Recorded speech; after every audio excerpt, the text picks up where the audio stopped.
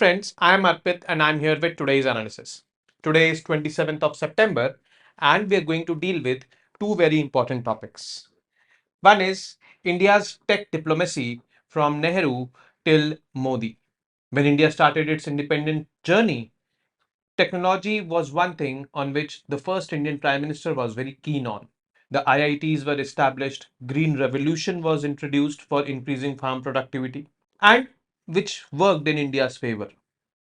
But in the 1970s and 80s, due to excessive bureaucratic interference in the scientific domain, crippled the growth of science in our country.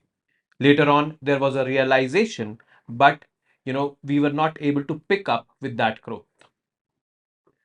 However, information and communication technology revolution was there in India and which changed the shape of India's economic journey.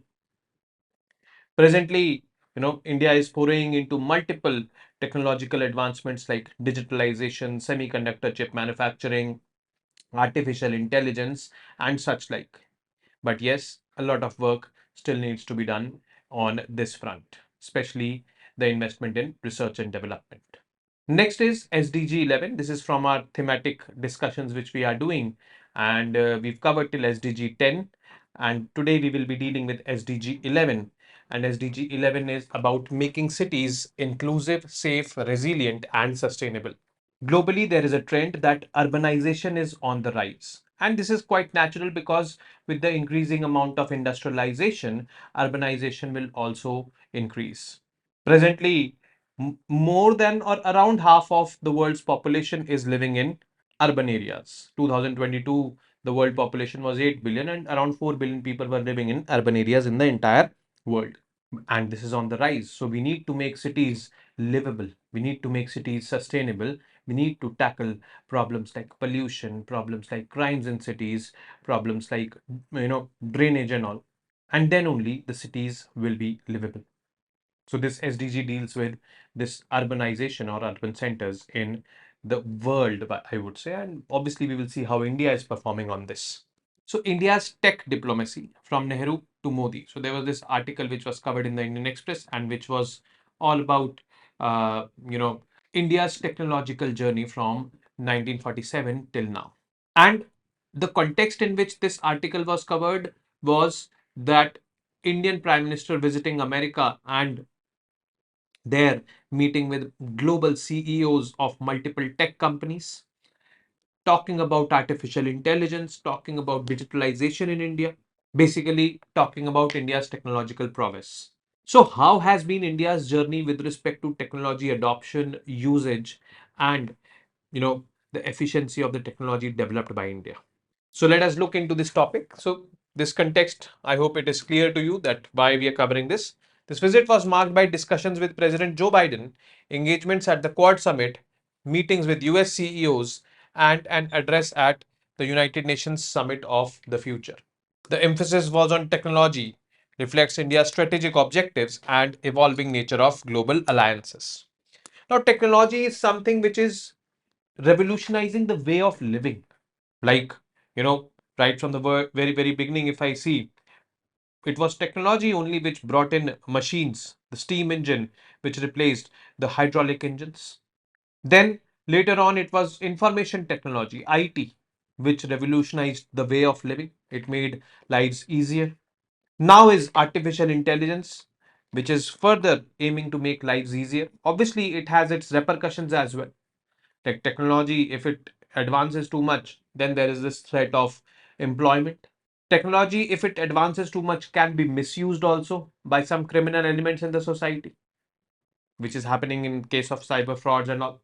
But yes, if technology is used, harnessed, developed with good intent, it definitely has, you know, the potential to impact lives in a very positive way. Like, for example, the entire world is suffering from global warming or climate change. Technology has the answers. In India, many train accidents are happening. We are seeing multiple, I would say, alleged attempts made by some people to, derail the trains and all. As per, the footages and all which come in the social media and media, technology has the answers to make, Indian railways more safe. Technology has the answers to many, many questions. Technology can definitely, make this planet a better planet to live in. But yes, this technology development should be timely. Once developed, it should be used wisely.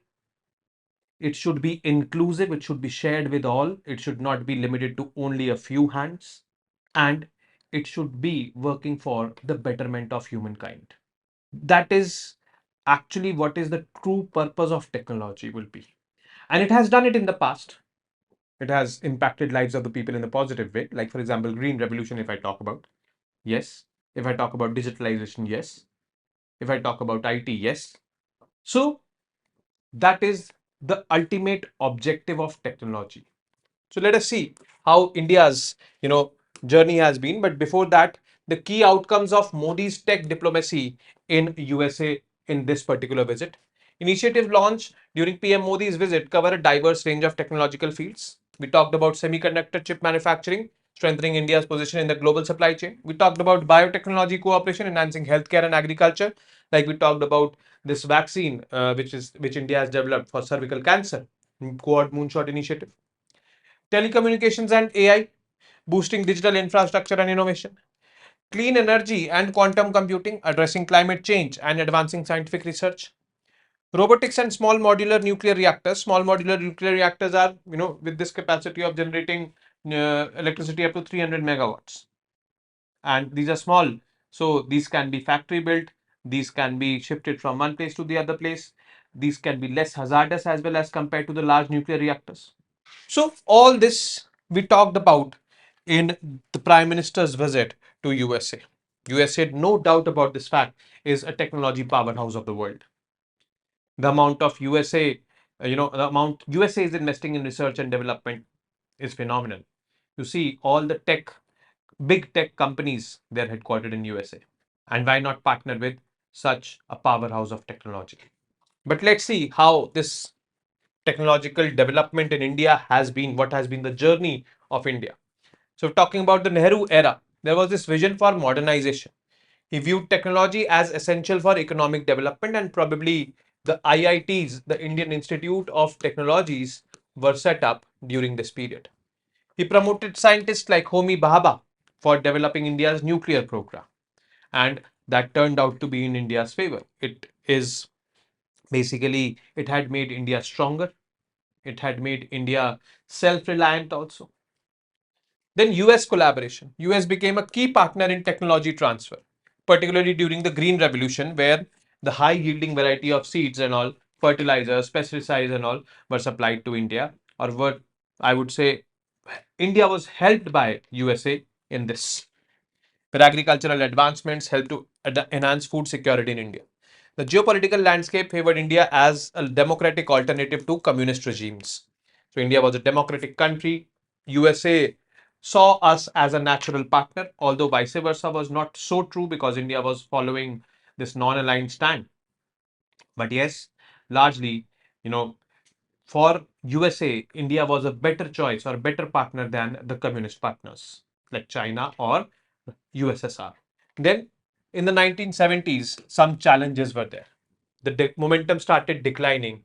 Economic populism, where some freebies and all they started to be doled out, took over.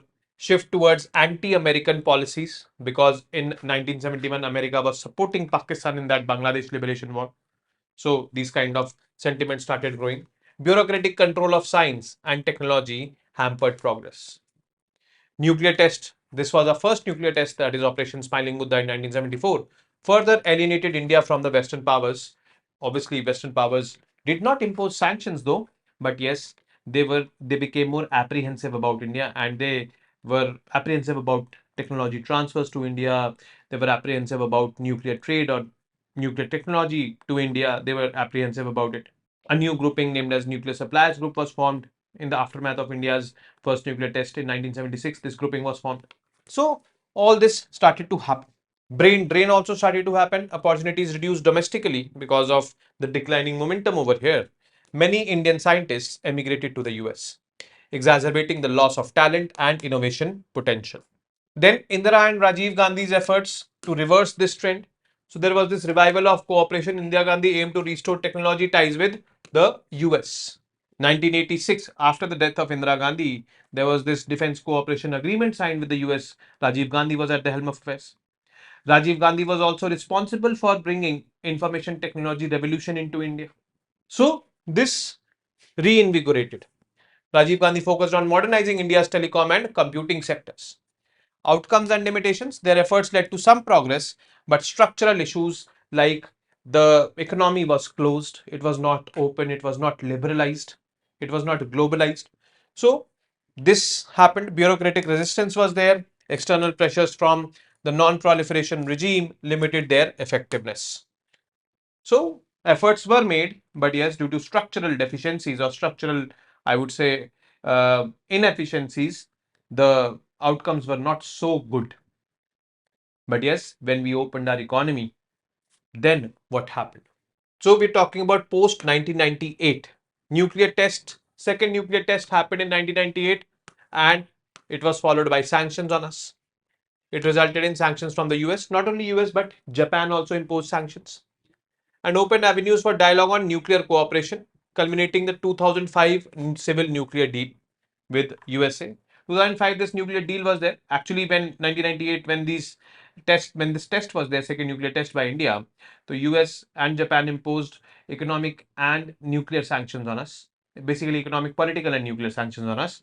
Sanctions mean that USA and its allies will not be supplying nuclear fuel and technology to India, even if India wants to use that technology or fuel for civilian purposes.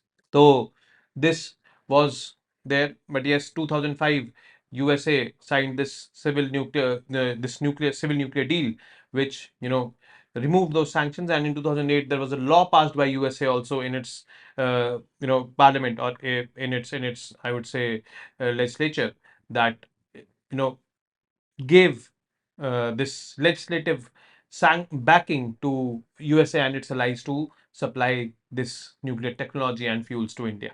Internal divisions. Despite this opportunity, political divisions and resistance from scientific community hindered full utilization of the potential for collaboration. They were apprehensive that America will overpower us, because America became the sole hegemon. The world converted into a unipolar world after the Cold War era, which ended in 1991.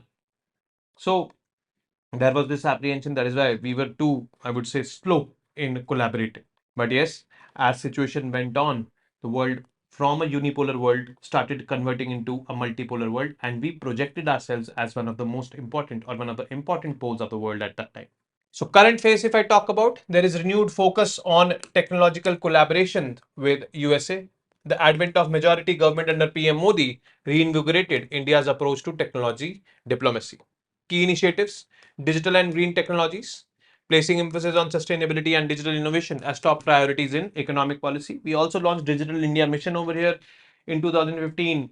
The Indian Prime Minister did a town hall in America, basically headquarters of Facebook, where the Prime Minister of India invited multiple tech companies, tech giants, to come and collaborate with Government of India for pursuing the Digital India Mission. So this was there. Artificial intelligence and semiconductors. Now the two hot topics on technological front for India is artificial intelligence. India wants to make use of this technology, this new emerging technology, and wants to be a global leader in it, utilizing it for multiple purposes. Like for example, we are utilizing it for cancer detection and forecasting. In case of cervical cancer, and all this was announced by the Indian Prime Minister in his visit to US this time, where this Quad Moonshot initiative was being discussed. So we are assessing this technology, that is AI. We cannot live without it, we cannot ignore it, but yes, we need to suppress the negativities related to AI. Semiconductor chip manufacturing, again, a very crucial sector, because the world is digitalizing, and digitalization's one of the basic, I would say, element is semiconductor chips. So this we are focusing upon. US recognition. US has increasingly recognized the importance of a robust partnership with India. In fact, last year when the Indian Prime Minister visited USA on his state visit in June 2023, that is, there were some companies which were earlier apprehensive of transferring technology to India, but now they were open to transfer technology to India. They were earlier apprehensive because of 1998 sanctions imposed by the government of US on India. But now they were open. So they're also, opening up to India. Initiatives like ICET, that is Initiative on Critical and Emerging Technologies. This is an initiative again started by both these countries in 2021-22, I guess, and national security advisors of both these countries, they meet and they discuss about the emerging technologies like artificial intelligence, semiconductor chips, digitalization. All these are critical and emerging technologies which are very much critical for any nation's sustenance, economic growth, security in the present day era. So, geopolitical significance. When we talk about a strategic alliance, collaboration reflects a mutual desire to build technology and coalitions and reduce reliance on China. So, that is one of the, I would say, reasons why we are collaborating. They are obviously ahead of us, but yes, technology development, if we are focused enough, if our people are there focusing upon this, maybe we can find something which they have not found, these Americans. And then we will have an edge over Americans in that sense. We have a huge market, no doubt about this fact.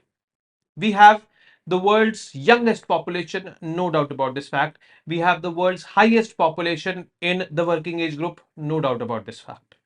So technologically or technology development, when it comes to its application, obviously India is a huge market. That is why probably they are collaborating with India, and Indians have exceptionally good brains. This is what it is. And you can see this in the form of multiple CEOs of top tech companies are Indians. Then technological bridge, the historical brain drain from India to the US has transformed into a technological bridge, fostering innovation and collaboration between the two nations. So they are the Indian diaspora, which are there holding, strong positions in the technological domain, are inclined towards India. No doubt about this fact. So this is how it is working. Now coming to SDG 11, make cities inclusive, safe, resilient, and sustainable.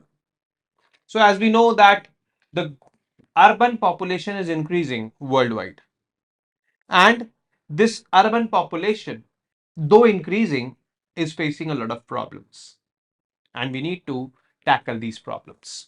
So, Goal 11 of Sustainable Development Goals emphasizes this need for making cities and human settlements inclusive, safe, resilient, and sustainable.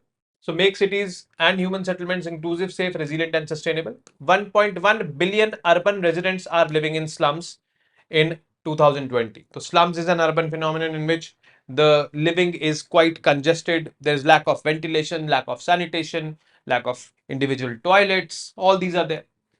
The slums are on the rise. Globally, only 1 in 2 urban residents have convenient access to public transport. The public transport is struggling. Air pollution is no longer an exclusively urban problem. It is transferred, it has been transferred to the rural areas also, but in urban areas, this problem has intensified. In the developing world, 1 billion people lack access to all weather roads. Globally, 3 in 4 cities have less than 20% of the area dedicated to public spaces and streets, which much lower than the target of 45 to 50%. So urbanization, a lot of problems are there with respect to urbanization. Now talking about the goals and targets. Ensure access to adequate, safe and affordable housing. So this housing is, impacted due to inflation. If you see the housing prices in cities like Delhi or Mumbai or for that matter Gurgaon, skyrocketing prices. A common man cannot afford a house. And then the government of India has come up with this Pradhan Mantri Awas Yojana. Then provide sustainable transport system focusing upon vulnerable groups. Vulnerable groups means those who are poor, cannot afford, you know, huge sums of money for transporting themselves, and they have to travel for work. So they need connectivity, and that connectivity should be sustainable, environment friendly. Then urban planning, enhance sustainable urbanization and integrated planning. It includes green area, it includes roads, it includes sewage, it includes sanitation, it includes healthcare, it includes schools, everything. Urban planning is a very wide domain. Protect cultural and natural heritage. So it is obviously there. Reduce deaths and economic losses from the disasters. So we all know that, we have lost 3 students, 3 fellow aspirants due to a disaster which happened due to urban negligence. Another aspirant who was about to write mains died due to electrocution this year in Delhi. So this is there. Environmental impact, address adverse environmental impacts, particularly air quality and waste management. Now the time is coming of the year where Delhi's air quality is very questionable, and the authorities have started taking started taking actions with respect to it. So probably tomorrow I will be covering topics with respect to that as well. Public spaces ensure access to safe, inclusive and green public spaces like parks or green area or green belt and all should be there. So this should be there. Rural urban linkages strengthen planning between urban and rural areas so that there is less migration from rural to urban areas. Less migration means less pressure on the resources in urban areas, less congestion, less, I would say, rising cost of living, because people will be dispersed, and if there is good connectivity and all, so they can come to work in urban areas, they can go back to their homes in rural areas. So connectivity has to be built. Integrated policies increase cities adopting integrated policies for resilience and disaster risk management, and support for developing countries should be there, like the developed countries and all who have advancements in the urban development domain should be helping the developing countries for building sustainable cities for the future. Now, key facts and figures. Population growth as of 2022, the global population reached 8 billion, with over 50% living in urban areas. So, more than half of the global population is living in urban areas. This figure is projected to rise to 70% by 2050. So, definitely, we need to have sustainable cities. Slum conditions.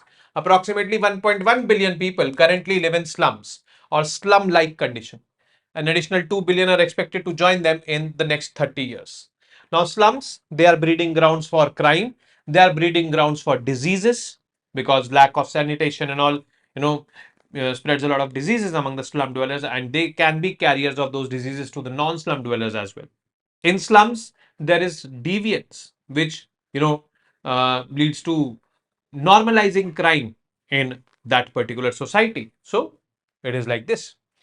Urbanization challenges. In 2022, only half of the urban population had convenient access to public transport. Issues such as urban sprawl, air pollution, limited public spaces, they persist. Then disaster risk strategies. Since the implementation of SDGs in 2015, the number of countries with national and local disaster risk reduction strategies has doubled. Environmental impact. Cities occupy just 3% of the Earth's land, but account for 60 to 80% of energy consumption and 75% of carbon emissions. So, this is what it is. Geographical concentration of slum dwellers.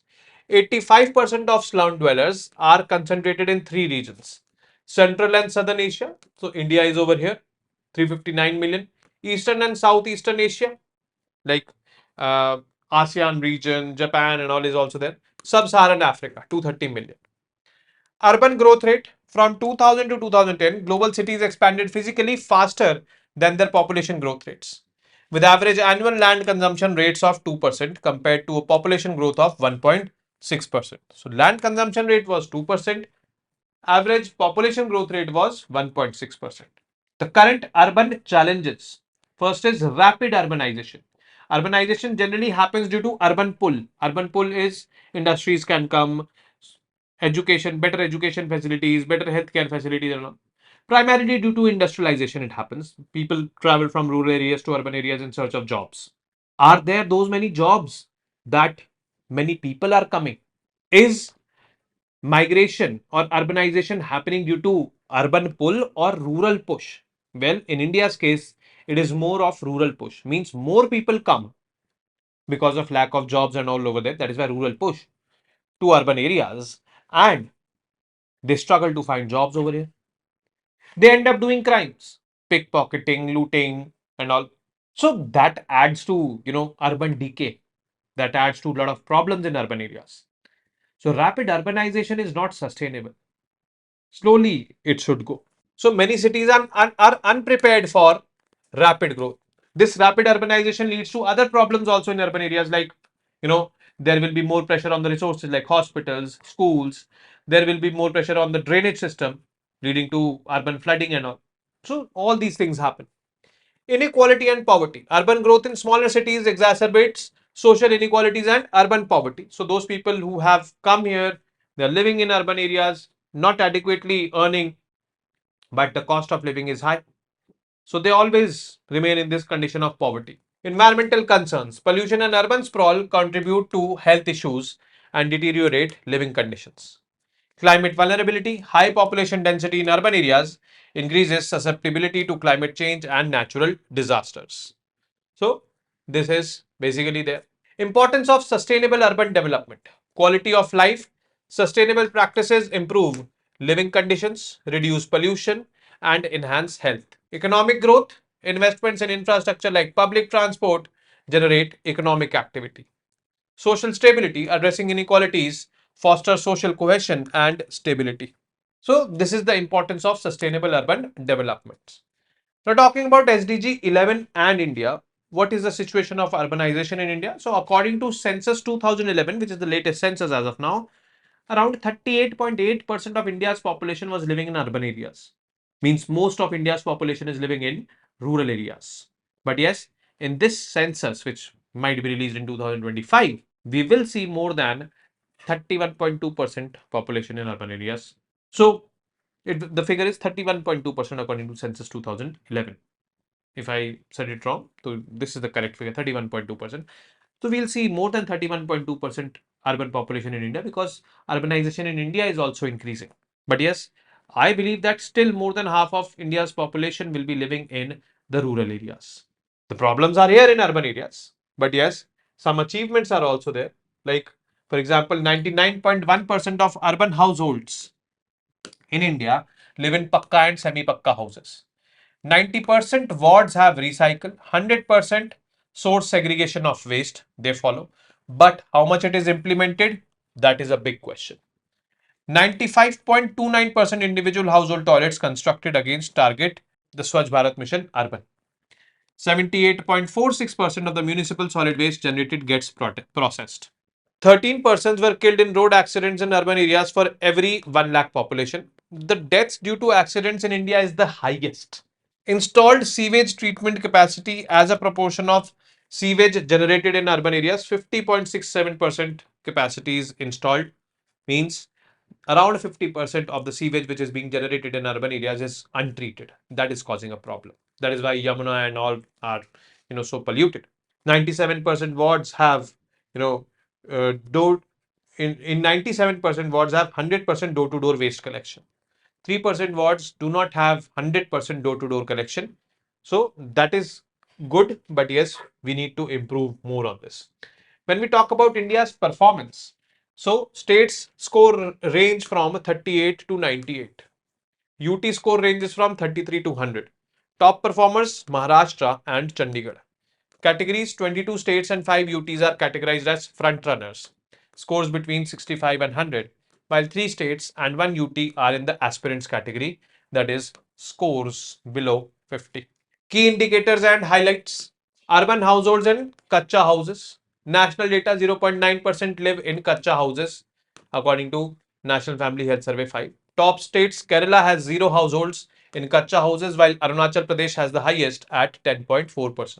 Individual households toilets: 2023 achievement 95.29% construction rate under Swachh Bharat Mission Urban. Lowest construction Meghalaya 31.66% and Delhi 15.5%. This is disturbing for Delhi, although urban population in Delhi is very high. Door to door waste collection, if I talk about current coverage, 97% of wards with 100% collection as of 2024. This is good. Lowest coverage Nagaland, only 49.76% of the wards have 100% collection. Road accident deaths 2022 statistics. Average of 13 deaths per 1 lakh population. Highest rate Himachal Pradesh 44. Lowest in Nagaland. Achievement: 9 states have met the target to halve deaths from the 2015 levels. But overall deaths due to road accidents, urban area, rural area, is highest in India, in the world. That is something which is disturbing. The municipal solid waste processing. 2023 data: 78.46 of waste processed. Top achievers Chandigarh and Dadra and Nagar Haveli and Daman and Diu at 100%, while Puducherry lags at 7.71%. Source segregation of waste. 2023 achievement: 90% of wards have source segregation. Source segregation is important. Wet waste, dry waste. If you do not segregate and if you give that combined waste to the kude wale bhaiya. That person will take and dump it in the dump yards. The mountains of trash will continue to grow. That will cause a lot of problems to the people, especially living in the nearby region. This leads to urban pollution a lot. But if you segregate it at the source, the wet waste can be recycled, can be used as biogas, or can be used to generate biogas, and all. The dry waste can be either recycled or it can be burnt to produce heat, and then from that heat we can boil water into steam, and steam can be used to generate electricity. That is called as waste to energy plant.